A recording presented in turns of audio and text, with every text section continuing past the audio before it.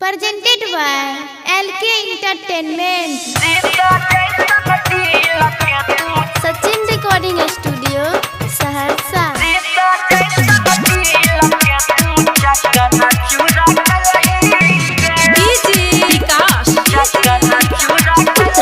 Singing by Dharti Dhan Yadav.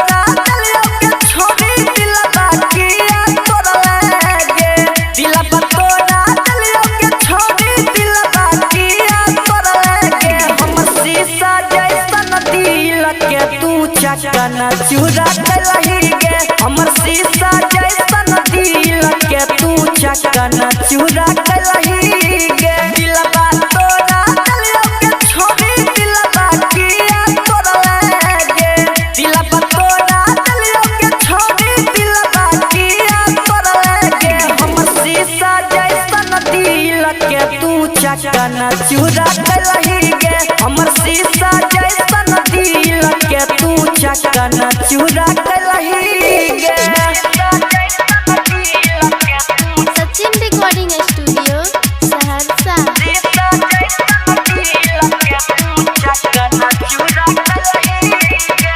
तू गे हर जइया किया बनल कठोर गे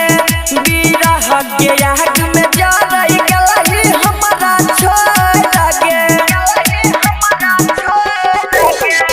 तू गे हर जइया किया बनल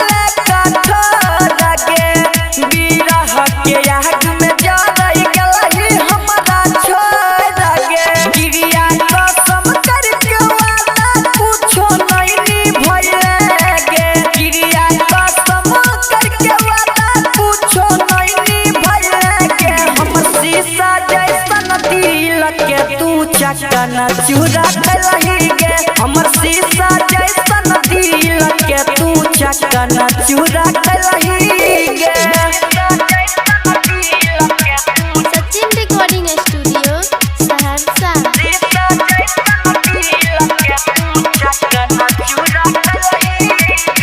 ललकिया प्यार के जैसन बोले इंतहान गे जियते जिंदगिया में पर पैपान गे ललकिया प्यार के जैसन बोले इंतहान गे जियते जिंदगिया में पर पैपान गे कबना जानम के छोड़ी बदला चुकलही गे कबना जानम के छोड़ी बदला चुकलही गे हमर शीशा जैसन दिल के तू चकना चूरा कलही गे हमर शीशा जैसन दिल के तू चकना चूरा कलही गे Mix by Sikku Sawaria.